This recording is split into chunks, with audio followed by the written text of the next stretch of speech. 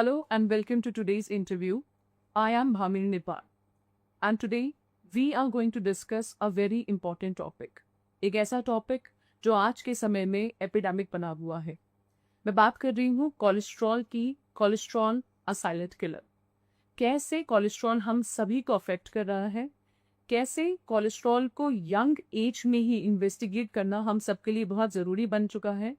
And to share some expertise, to share some facts from myth, we have a very famous Dr. Anand Agrawal with us. मैं आप सबसे request करती हूँ आप सब लोग रेडी हो जाएं क्योंकि आज के इस इंटरव्यू में कुछ स्पेशल और कुछ इम्पोर्टेंट हम सभी को देखने को सुनने को मिलने वाला है. Doctor Anand Agarwal, thank you so much. We are so blessed to have you here with us. Thank you ma'am. So myself doctor Anand Agarwal, मैं डीएम कार्डियोलॉजिस्ट हूँ. मैंने डीएम कार्डियोलॉजी का कोर्स एम्स नई दिल्ली से 2007 में किया था. तो पिछले 18-20 सालों से मैं पेशेंट्स को ट्रीट कर रहा हूँ हार्ट के. और अब जाके कुछ एक्सपीरियंस से मुझे ये पता लगा है कि हम लोग कैसे अपने पेशेंट्स को जल्दी स्टेज में पता कर सकते हैं बीमारी को और कैसे उनको ठीक कर सकते हैं. Sir, let's start with one of the most important questions that we have. हम हमेशा सुनते आए हैं कि high blood pressure, cardiac arrest, ये सब जो चीज़ें हैं ये ओल्ड एज से जुड़ी हुई है कि बुढ़ापे में ये बीमारी आ रही है. लेकिन पिछले कुछ सालों से हम देखते आ रहे हैं कि यंग पेशेंट्स में कोलेस्ट्रॉल का, हार्ट डिजीजेस का जो रिस्क है वो बहुत ज़्यादा बढ़ता आ रहा है. तो आपके अनुसार ऐसी क्या चीज़ है जो इसके लिए जिम्मेदार है और यंग लोगों को अपने हार्ट हेल्थ के लिए कैसे अवेयर रहना चाहिए? जैसा सही बोला भामिनी जी ने कि कोलेस्ट्रॉल की वजह से हार्ट की अटैक्स की संभावना बढ़ रही है और यंग पेशेंट्स में आजकल हार्ट अटैक्स ज़्यादा देखने को मिल रहे हैं. ओल्ड एज में तो मिल ही रहे हैं लेकिन यंग एज में जितना पहले नहीं देखने को मिलते थे उतने केसेस बढ़ते जा रहे हैं. पिछले 10-15 सालों में, स्पेशली 15 सालों के अंदर हार्ट अटैक्स की संभावना यंग्स में भी काफ़ी देखने को मिल रही है.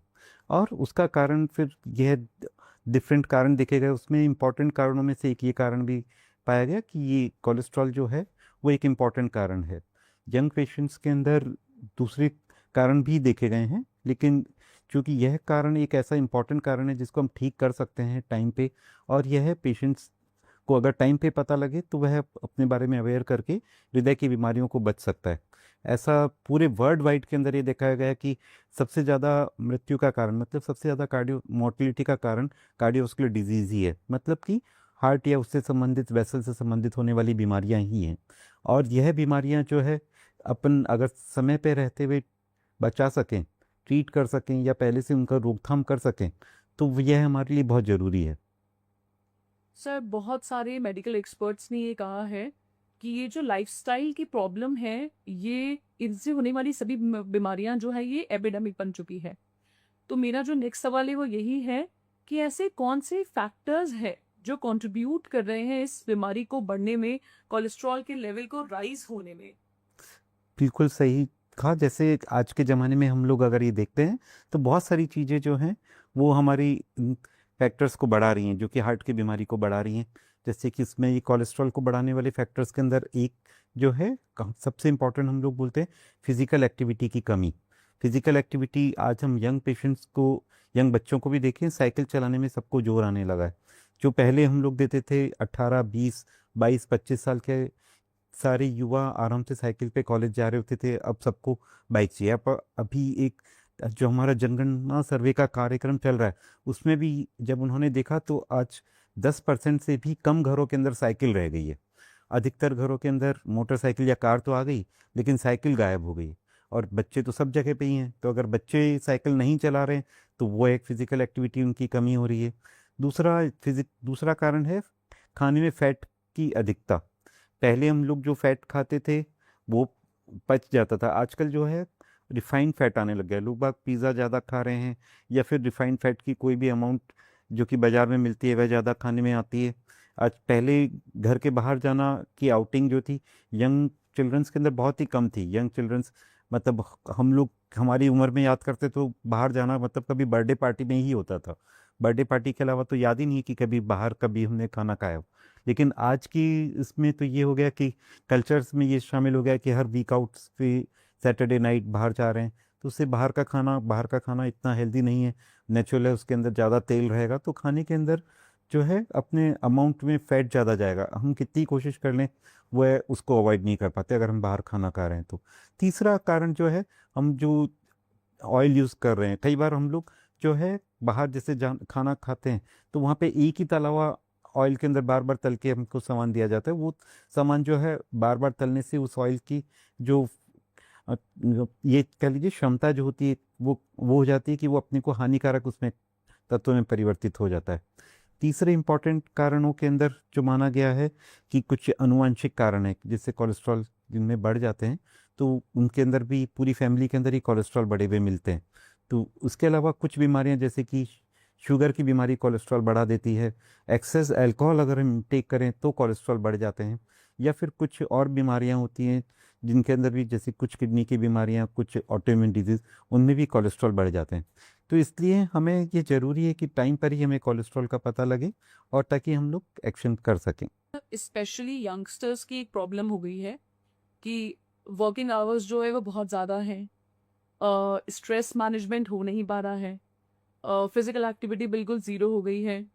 इन सभी को मद्देनज़र रखते हुए अगर कोलेस्ट्रॉल लंबे समय तक अनट्रीटेड या अननोटिस रहता है तो उस सिचुएशन में क्या चांसेस हैं कि लॉन्ग टर्म में ह्यूमन हेल्थ को वो कैसे खराब कर सकता है, हार्ट हेल्थ को, कार्डियोवैस्कुलर डिजीज को उस पर कैसे असर कर सकता है? ये बहुत ही इम्पोर्टेंट क्वेश्चन है, क्योंकि कोलेस्ट्रॉल कैसे हार्ट को इफेक्ट करता है, ये इम्पोर्टेंट कंसेप्ट है। उसमें यह देखा गया कि हमारे शरीर की आर्टरीज जो होती हैं वो है नॉर्मल आर्टरीज इस तरह से रहती हैं, जिसके अंदर की बिल्कुल पतली पतली वेसल्स रहेंगी और खून बराबर से चलता रहेगा। कोलेस्ट्रॉल जब बढ़ना शुरू होता है तो उसमें उसको प्लैक बनना शुरू हो जाते हैं, जिसको एथेरोस्क्लेरोटिक प्लैक बोलते हैं। ये एथेरोस्क्लेरोटिक प्लैक जो होते हैं वो अपनी वेसल्स में जमना शुरू हो जाते हैं। तो कोलेस्ट्रॉल के कण अगर हमारी वेसल्स में चलते रहेंगे, नॉर्मल वेसल्स में ये कोलेस्ट्रॉल के पीले पीले कण अगर चल रहे हैं और वो चलते चलते कण जमना शुरू हो जाएंगे, तो जम के अंदर ब्लॉकेज करना शुरू कर देते हैं, और ये ब्लॉकेज धीरे धीरे उस वेसल्स को नैरो करता है। नैरो करने से हमारे सामने कई प्रॉब्लम्स आना शुरू हो जाती हैं। हार्ट की आर्टरीज छोटी होती हैं तो उनमें खून आगे जाना कम हो जाता है, तो एंजाइना की प्रॉब्लम शुरू हो जाती है। अगर खून पूरा बंद हो जाए, पूरा, जैसे कि इसमें हम देख सकते हैं खून आगे बिल्कुल नहीं जा रहा, आगे खून नहीं जाने से उसको पेशेंट को हार्ट अटैक आ जाता है। दूसरा कारण होता है peripheral vascular disease. Peripheral vascular, अगर यही कोलेस्ट्रॉल पाँव की नसों में जमा तो पाँव की नसों के अंदर कम खून जाएगा और वहाँ पर फिर हमको चलने के अंदर दिक्कत होना शुरू हो जाएगी। तीसरा है carotid artery disease. Carotid artery disease के अंदर अगर जो दिमाग को खून ले जा रही है उस नसों में कोलेस्ट्रॉल जम जाते हैं, तो यह ब्लॉकेज जो है दिमाग को खून कम जाना शुरू हो जाता है और मरीज को लकवा होने की शिकायत हो जाती है। तो इस तरह से हमारे शरीर में कोलेस्ट्रॉल जमने से जो एथेरोस्क्लेरोटिक डिजीज है वो काफ़ी बढ़ सकती है और हमें प्रॉब्लम कर सकती हैं। सर, आपकी बात को सुन के एक चीज समझ आई है कि केवल एक अकेला कोलेस्ट्रॉल बहुत सारी मेजर डिजीजेस का कारण हो सकता है, पर जो मेन प्रॉब्लम है वो ये है सर कि जब तक कुछ बड़ा नहीं हो जाता हम लोग इस चीज को लेकर के कंसर्न नहीं करते हैं। और आज ये मौका हमारे पास में है, हो सकता है इस इंटरव्यू को देखने के बाद बहुत सारे यंगस्टर्स स्पेशली इस चीज के लिए अवेयर हो जाएं। तो ऐसा हमें क्या करना चाहिए जिससे यंगस्टर्स जो हैं वो, कैसे हम उनकी हेल्प कर सकते हैं कि वो अपने कोलेस्ट्रॉल को लेकर के अवेयर हो? यंगस्टर्स में हम लोग ये बोलते हैं कि हमें अर्ली एज से स्क्रीनिंग शुरू कर देनी चाहिए। स्क्रीनिंग मतलब कि अपने कोलेस्ट्रॉल के बारे में सचेत हो जाना चाहिए, फिजिकल एक्टिविटीज़ को बढ़ाना चाहिए। तो कोलेस्ट्रॉल से सचेत होने का सबसे सिंपल तरीका है कि उसको मेज़र करवा लिया जाए।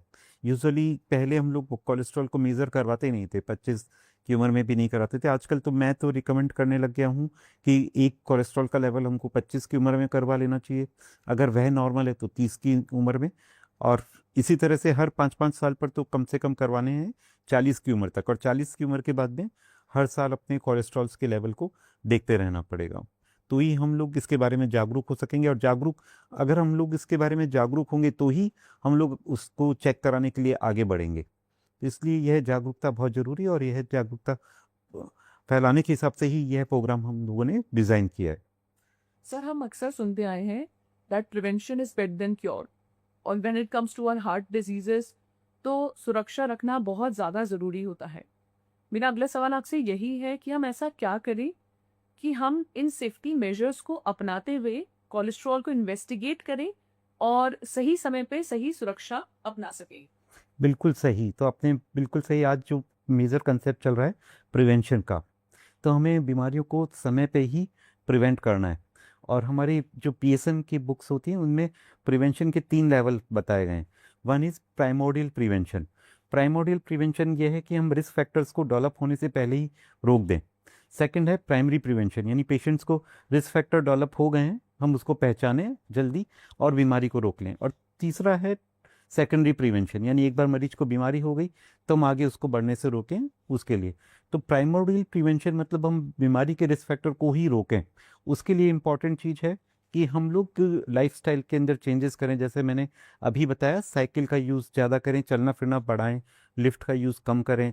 तो इस तरह से हमारे प्राइमरी हेल्थ में खाने के अंदर जो फूड हैबिट्स हैं, कि बाहर का खाना, तला हुआ खाना, वो कम खाएं। ये प्राइमोडियल प्रिवेंशन में मतलब अपने बेसिक फूड हैबिट्स को हम चेंज करेंगे, बेसिक हैबिट्स को, चलने फिरने को बढ़ाने को चेंज करेंगे। फिर सेकंड है प्राइमरी प्रिवेंशन।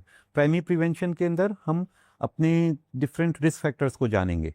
रिस्क फैक्टर्स में जैसे कि कोलेस्ट्रॉल, उसके अलावा हमारा ब्लड प्रेशर, शुगर और BMI. BMI is the basically body mass index, जो हमको अपने वेट कितना होना चाहिए अपनी एज, उसकी हाइट के अनुसार वो बताता है। तो इन रिस्क फैक्टर्स को हम जानें तो ये 4-5 जो रिस्क फैक्टर्स हैं वो हमारे हार्ट की बीमारियों को, या बल्कि ओवरऑल हेल्थ के लिए भी इम्पॉर्टेंट चीज़ है। तो इसके लिए हमें प्रयास करना चाहिए। पूरी कॉन्वर्जेशन में हमें एक चीज जो समझ में आई है कि कोलेस्ट्रॉल का अर्ली डिटेक्शन करना, उसे सही समय पे पहचान लेना बहुत ज़्यादा क्रूशियल है। तो अब कोलेस्ट्रॉल को पहचानना कैसे है, उसके लिए हमें क्या मेथड्स अप्लाई करनी चाहिए, क्या उसके लिए मेजर्स हैं? बिल्कुल नहीं। तो नेक्स्ट स्टेप, जो जिस तरह से हम अपना सिबिल स्कोर मेज़र करते हैं कि हमारी फाइनेंशियल स्टेटस क्या है, उसी तरह से एक नया कंसेप्ट निकल रहा है सिडिल स्कोर, कि विच